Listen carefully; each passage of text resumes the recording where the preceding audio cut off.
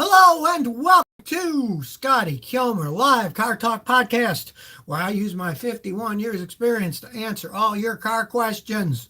Notice there's no any kind of sponsors going on here with the ad for this and that. This is just me telling you the truth about cars. I love helping people out. Remember, during the show, ask your questions in the live chat. I pick the best ones and answer them.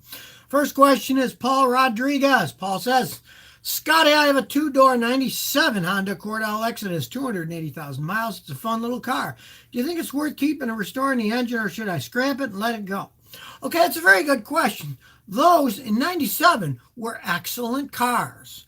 Now, Honda's always had a little bit of weakness with their automatic transmissions. There's no arguing that, but that one had a decent transmission on it too.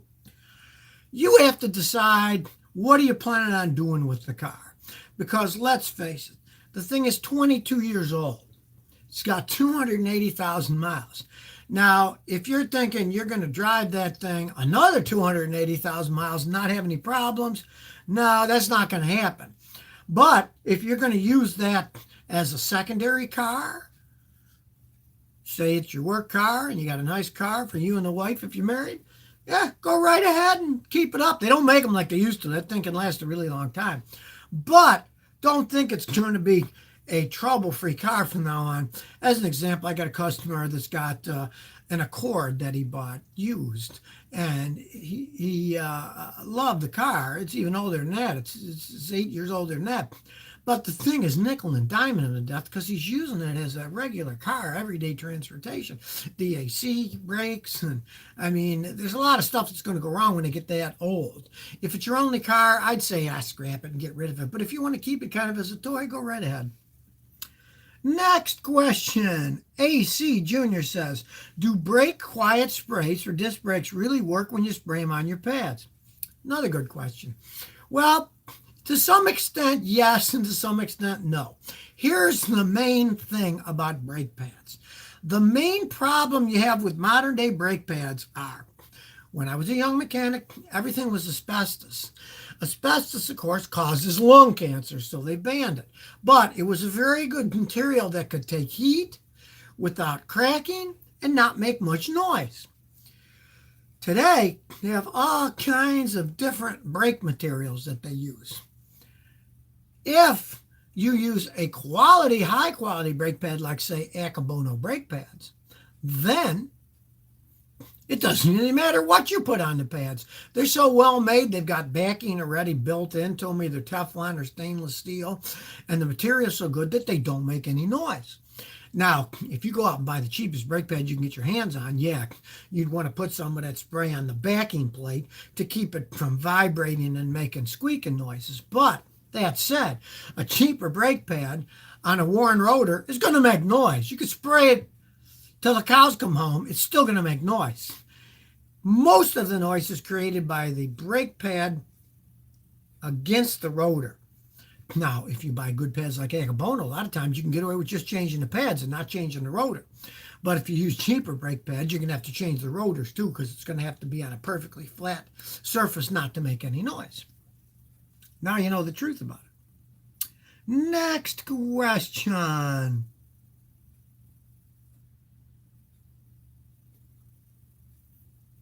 Rich Messias says, Scotty, we have an '08 Sienna.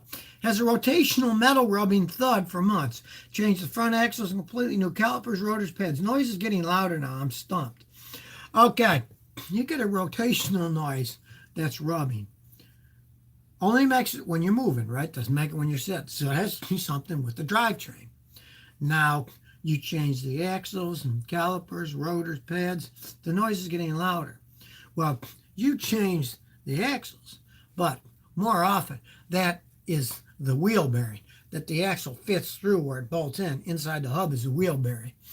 I've got videos on how to tell if you got bad wheel bearings. Watch them. You get a pretty good idea about it. But it's probably your wheel bearing starting to go out.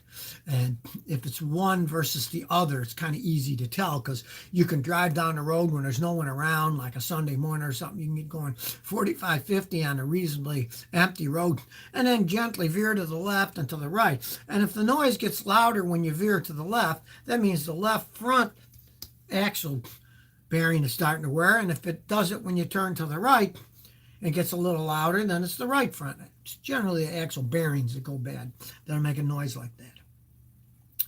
Next question.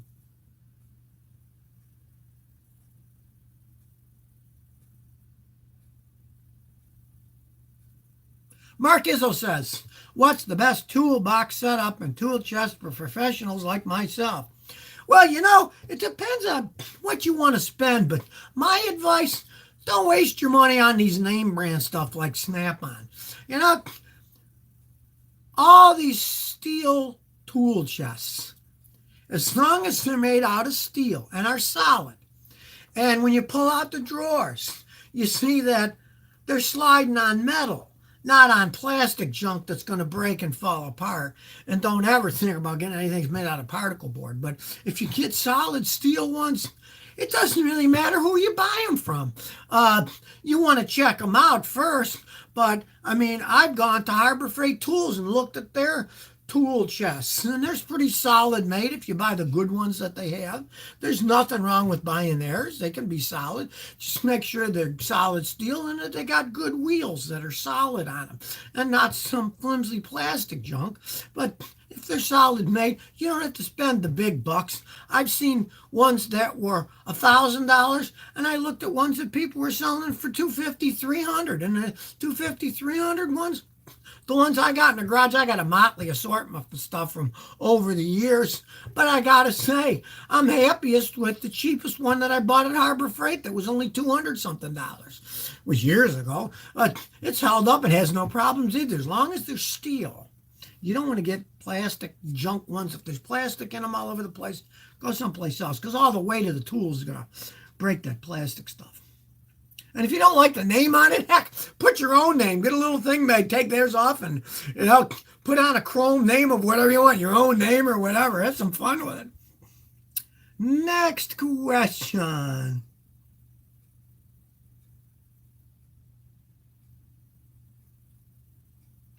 Daniel Geraldo says, Scotty, what's the best car? A Toyota with a manual transmission or a Honda with a manual transmission? Okay, well, those are both great cars with manual transmissions. There's no arguing that. But it depends what you wanted to do. You take the Toyotas. They generally last the longest with the least amount of repairs. But you take the Hondas with the standard transmission. They also last a long time, but they're a little bit zippier cars. They're a little bit more fun to drive. I get a lot of customers that say, Scotty, I don't want to buy a Toyota because I find them boring. And I just say, well, if you think something lasts forever and doesn't have problems, is boring, go right ahead. Go get a Fiat that'll fall apart. It'll be fun to drive until it breaks. But the Hondas are generally a zippier manufacturer. Honda was originally a motorcycle company for speed, where Toyota was always in the cars. So, it depends what you want. They're both great cars. If you want a little more sportiness, get the Honda. But if you want something that's going to last the longest with the least amount of repairs, get the Toyota. Next question.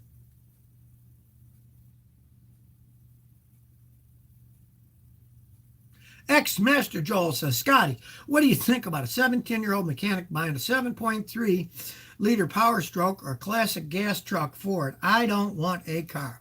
Okay, if you're a mechanic, hey, get a classic gas Ford truck. Because, hey, those older ones, they can last forever. They're really cool. If you go way back to the 60s or whatever, those things can run forever. You can fix them. They're simple. You're only 17, so you can learn more about it as you go on.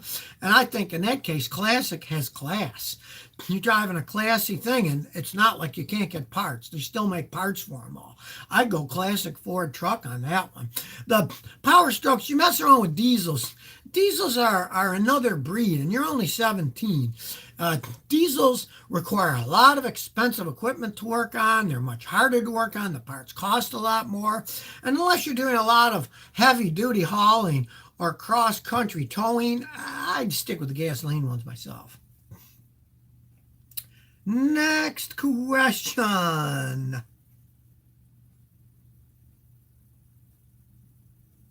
Mike Geyer says, Toyota Subaru all-wheel drive or four-wheel drive, medium off-road with a lot of miles. What vehicle would you choose, old or new? Okay, depends really what you want to do. You're saying medium off-road and have a lot of miles on it. In that case, I definitely would go Toyota. And you're going to do medium off-road, I would get a four-wheel drive Toyota, like a 4Runner, because those things are beasts. They can go forever. Subaru makes good four-wheel drive. They were one of the first Japanese to really go full force into all-wheel drive. But they're not particularly off-road vehicles where the Toyota really would be, especially a 4Runner or something like that. Next question. Alfredo Duarte says, I have a bad heater core. Should I replace it or just bypass it? Okay, depends on where you live. If you live here in Texas like I do, just bypass it. It's a very simple thing. You just cut the two heater hoses that go into the firewall to the heater core, and you get a plastic splice kit. I get them in AutoZone for like $8 with two clamps, and bypass it. And away you go. Now, you don't want to just plug the lines up because you still want to have flow in the system. Some of them have problems with cooling the heads right if you plug them up, but you just connect them together so they just flow the way they normally flow, and they're bypassing the heater core. Now, if you live someplace where it's really cold and you need heat, well, you're more or less going to have to fix the thing. But if you got one of those things like, say, one of those Fords where you got to take the whole dash out like a Thunderbird, and it's going to cost you over $1,000, you could cut those two hoses and then run new hoses, and they do make little hot water heater kits that you could put like under the glove box that will blow hot air, and you could modify that and do that, and that's only going to cost you $200 or $300 instead of $1,000. So you might think about that with winter coming on. Next question.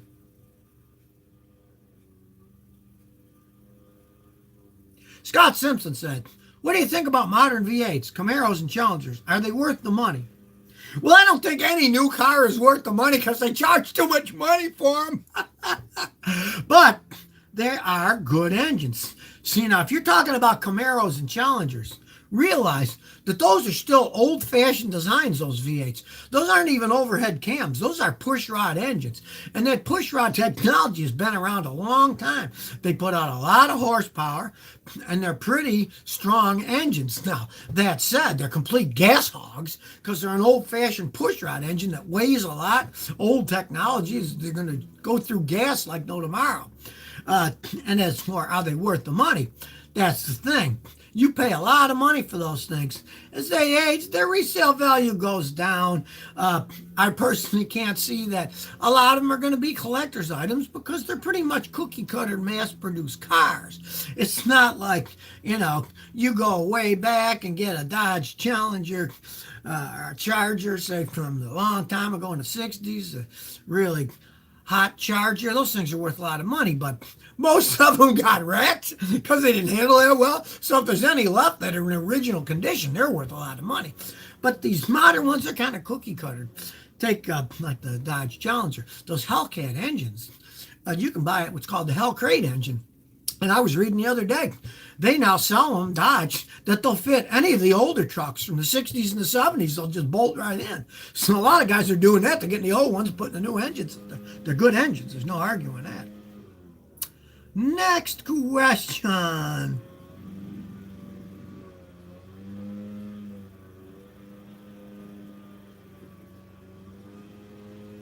Alexandro Zamaro says, what about a Lexus IS 400 first generation? Okay, in their time, they were great vehicles. V8 engine, Toyota had a lot of power. It's a Toyota design, and Lexus, Toyota, same company.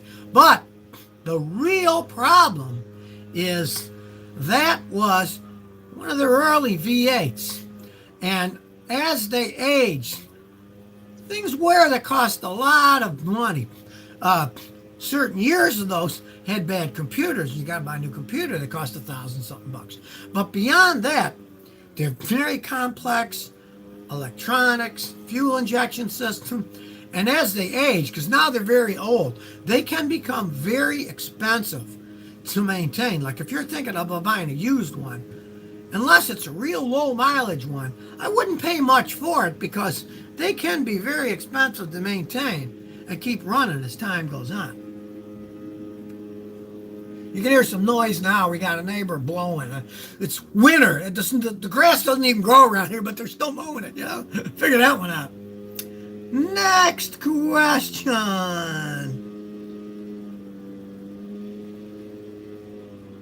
Wiggle Via says, Scotty, how can I find a boost leak on my 98 Volvo S70? Okay, I got a video how to find vacuum leaks using a cigar. And you could do the same type of thing. You could inject smoke from a cigar or anything you want, a little smoke machine, anything you have that can create smoke, and with the vehicle turned off, of course, add that smoke to the system and see where the smoke comes out.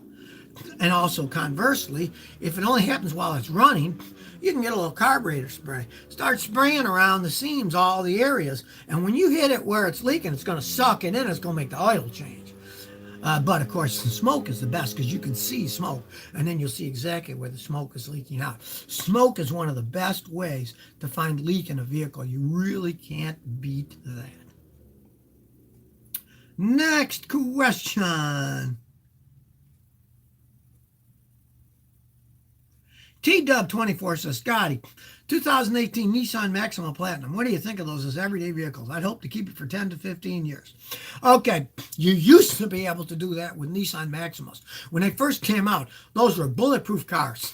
They would run and run and run. You know, they had the same engine as the 300Z's sports cars. They really had a good, long history of improving as time goes on.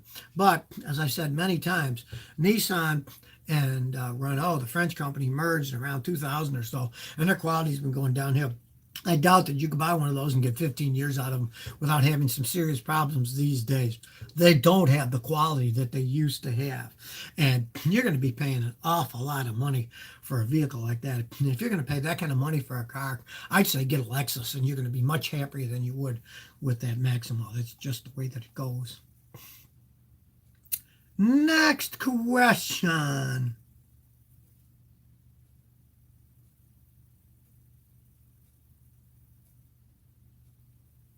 Mark Billett says, when do you have time to actually work on cars? Love your videos.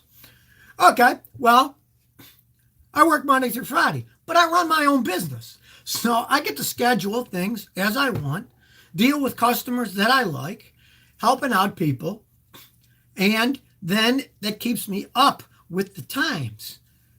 Because if I didn't work on cars, my knowledge would be useless after a short period of time.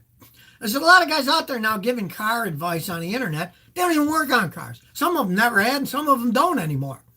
They make so much money making videos. But if you really want to be logical about it, your advice isn't going to be that good if you're not still working on them and get your hands on to see, here's what actually breaks. Here's tools worth buying. Here's tools not worth buying. I mean, you really have to if you're going to talk about it. And yeah, I don't work like I used to. I mean, I used to hustle my butt off. I always worked for myself.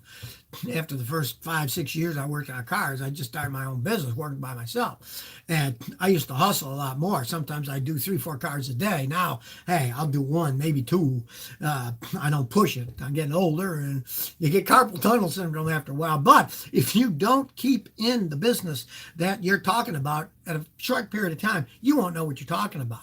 It's like business consultants that all they do is charge hundreds of thousands of dollars to consult other people's businesses. Hey, if they're not in the business world anymore, it's all talk and smoke. They don't know what you're talking about. So that's the main reason I do it, to keep up with the times.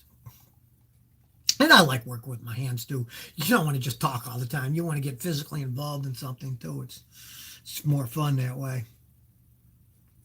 Next question is Adrian Lopez says, do you think a 1983 Datsun 280ZX is a good car? Okay.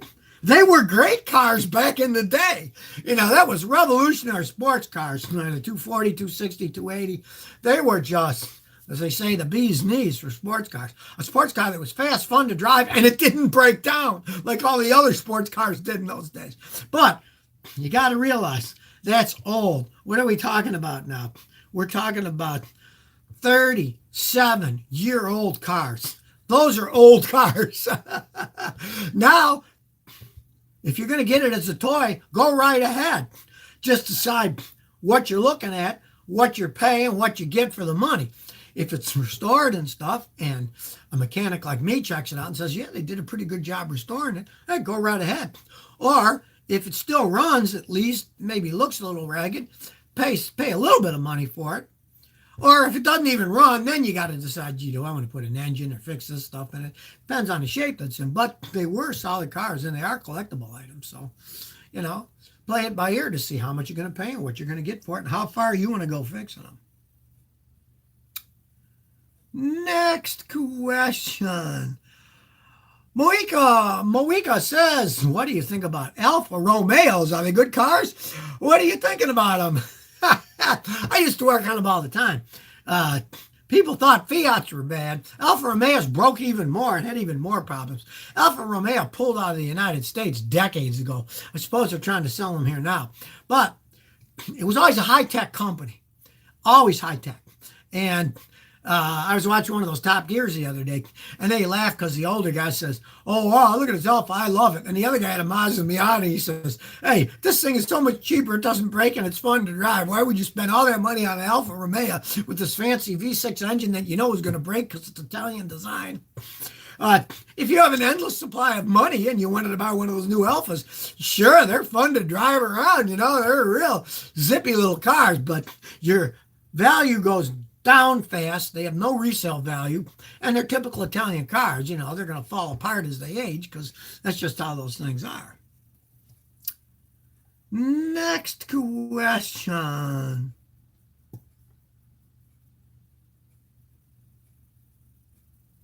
Nick C says, Scotty, is it worth it to fix a CVT transmission from a Volkswagen, or should I get rid of it now? Well, see how much the car is worth on the market. See what it costs to fix it. You'll probably see that the cost of fixing it is more than what the car's worth. And if that's the case and it still runs somewhat, sell it and get rid of it. I'm not a Volkswagen fan anyways. But it depends on the year, how much money you have invested in it. If you're really upside down in the car, you might want to try to get it fixed. Because if you can't even sell it for what you owe on it, then you might decide, gee, well, I'll get it fixed and try to drive it till the wheels fall off. But if you can get any amount of money for it now and it still runs halfway decent, definitely get rid of it. Next question.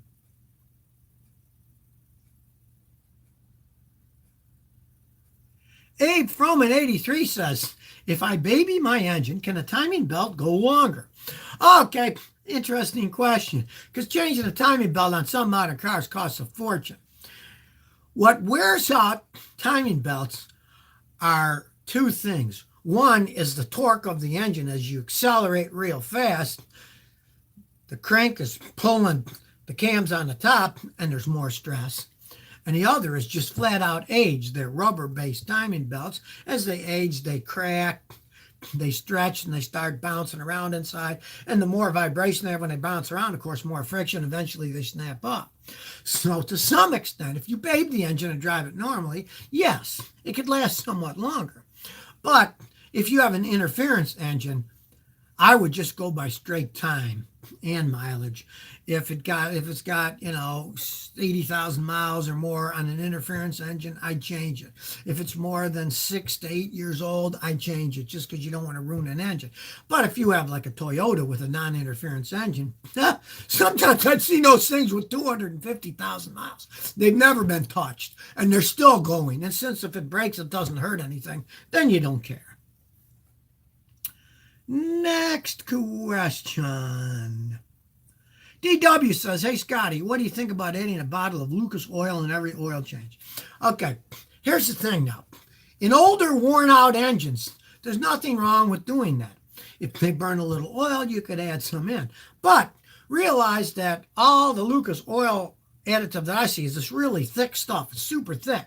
So what it's doing is it's raising the viscosity of your oil. You don't want to do that at all on a modern engine. If you got an engine that says put in 0W10 or 10W20 oil, real light oil, you don't want to use it at all because you don't want to make the oil thicker. That can actually do damage to the engine. But let's say you got a 75 Ford. Sure, if it burns a little oil, add a little of that every time. I've had customers that did that, and I do it for customers. They say, it's burning a little bit of oil. Could you keep adding that in? And when I change the oil, I put a quart of the Lucas oil additive, and they said it burns less oil and it doesn't hurt anything. But you can't do it on a modern car that has all that variable valve time that uses a real lightweight oil because it can actually cause damage in the long run. Next question. AC Cliff 94 says, I bought a Nissan with a transmission that's been changed at 40,000 miles. Now it's 100. Should I worry about it breaking again? Well, I would. If the first one only lasted 40 and now you got 60,000 more than that on it, they make horrible transmissions, Nissan. That's just the way that they go. And you have to think logically and think, hey, it broke at 40. Now it's got 60. Maybe it's going to get ready to break again. They're just not all that well made, and I'm sure whatever guarantee they gave you is long gone on it. But with 100,000 miles, you're not going to get much for a Nissan, so you might just baby it and drive it as long as you can, because I've seen people with them with 100,000 miles and they want to get rid of them, and the only thing people are offering them are $1,500 or $2,000, which is nothing. So you might as well just drive it then. Be logical when you have a car. Don't, even though I think some cars are bad, if you're stuck with it and it still works, just baby it and see how long it lasts, and don't buy another one. That's the best thing, is the next time you get one, buy a different model. Next question.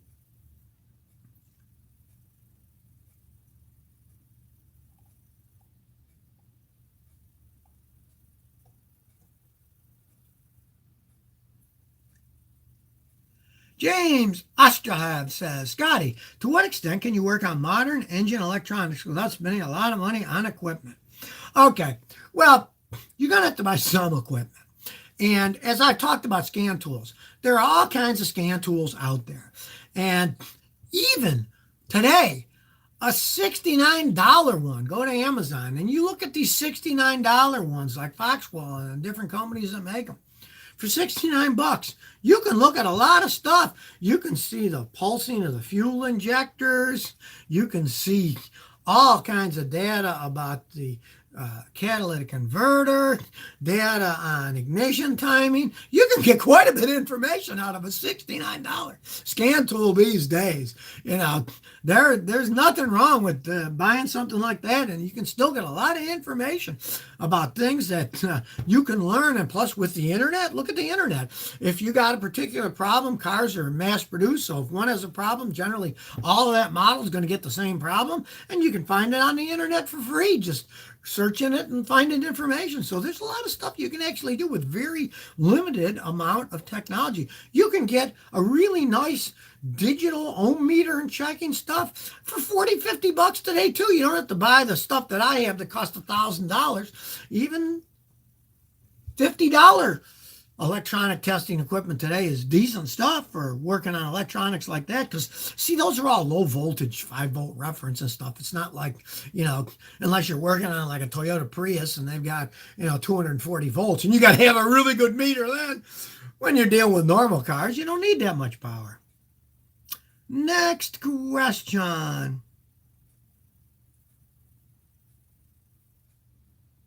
Zimmer223 says, what do you think of a 97 Dodge B2500 van? Are they reliable? I'm going to drive it as a daily driver. Okay. Well, like I say, I'm not a Dodge fan and stuff, but back in 97, they built them better. If there's a 97 Dodge B2500 and it still runs and shifts good, hey, that was a pretty solid built vehicle. Now, on the other hand, you're talking about what?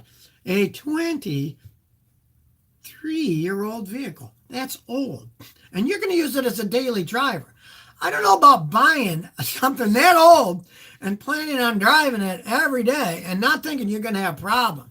The rubber's going to be rotten. The electronics are going to start to wiring crack and have shorts and stuff. So you might, think twice about something that old as a daily driver. Now, I got customers that actually run delivery services, and they will buy older vehicles like that, but they know they have it in that. Maybe they're going to put a transmission in it or put a rebuild engine in it.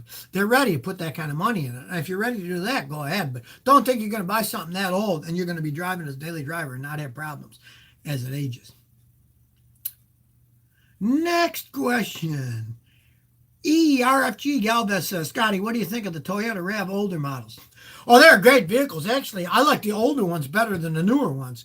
The newer ones are actually not quite as well built. My son bought one for his wife a couple years ago, and it's had a few problems. They're minor stuff, but still, the old ones didn't have any problems till they got to be really old, and this one's only 2 years old. Those old ones were made like Sherman tanks. I mean, I got customers with 350,000 miles, and these are people that don't even maintain their cars that well. They're not people that are fanatics about maintaining them. They just pretty much put gas in and drove them, change the oil every once in a while. So those older ones, if you can find one that doesn't have super high mileage, it can be an excellent vehicle to buy. Well, that's it for this week. Remember, every day of the week, I upload a couple videos on the Scotty Kilmer channel, so subscribe, you'll never miss another one, and click the notifications bell so you'll always be notified.